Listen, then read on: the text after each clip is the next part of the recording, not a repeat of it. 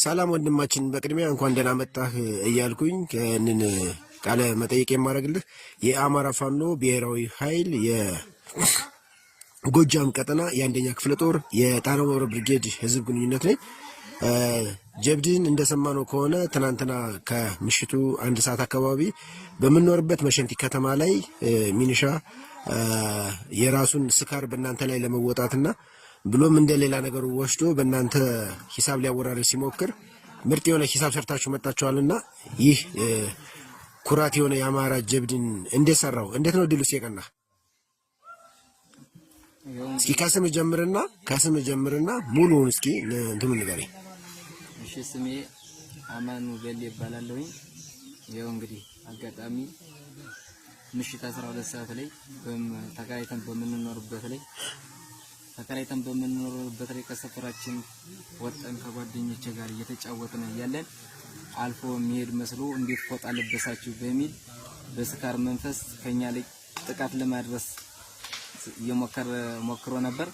ነገር ግን እኛ ምን አደረግና ምን አጠፋን? እኛ ምን ኖረው ከዚህ ነው ስንለው እሱ ግን ምንም የኛን ሐሳብና የኛን እንትን ሊገነዘበን አልቻለም። የሱን ብቻ ነው። ከዛ ወደኛ አቀባብሎ ምላጭ ሊስብ ከፍቶ እያለ ከዛ የራሳችን ሲስተም ተጠቅመን ሰውየው አንድ ጥይት እንደተኮሰ የሱን መሳሪያ አፈሙዝ ይዘን ሰውየውን ቀምተን ለቤተሰብም ካለንበት ቦታ ጥሩ ስላልሆነ ሰውየውን ሳንገድል እኛ መሳሪያውን ቀምተን ወደ ወንድሞቻችን ወደ አማራ ፋኖ ሄደን ተቀላቅለናል። መልካም። ሰውየው ይዟችሁ እየሄደ ነው። ጥይቱ የተተኮሰው በመቀማትና በመቀማማት መካከል እያለ ነው። ሆን ብሎ ሊመታችሁ ነው ጥይቱን የተኮሰው? ጥይቱን የተኮሰው ሆን ብሎ ሊመታን ነው። ነገር ግን አፈሙዙ እንዲያስኩበት ከጀለኝ በእጄ እንዲያርግ እንዲያስኩት ነው ሊመታው የቻለ ሊተኩስ የቻለ። ከዛ ቀድመንኛ ጥብቁን ዘገን ከዛ ቀማው። ከዛ የራሳችን ሲስተም ብለን ሰውየውንም ሳንገድል እሱን ወደዛ ወሮራን ጥለን እኛ አምልጠን ሄደናል። ወደ ወንድሞቻችን ተቀላቅለናል። እዚህ የትግሉ መስራች የሆነው ወንድምም እዚህ ውስጥ የፋኖ አባል ሆኖ ይገኛል። ማን ነው ስሙ?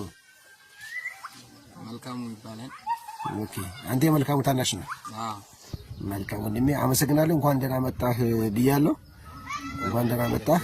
ደስ የሚል የሚበረታታ ከአንድ አማራ የሚጠበቅ ነው። ይህ በታሪክ ትልቅ መዝገብ ላይ የሚያርፍ የጀግንነት ምዕራፍ ላይ ነው አሁን የምትገኘው።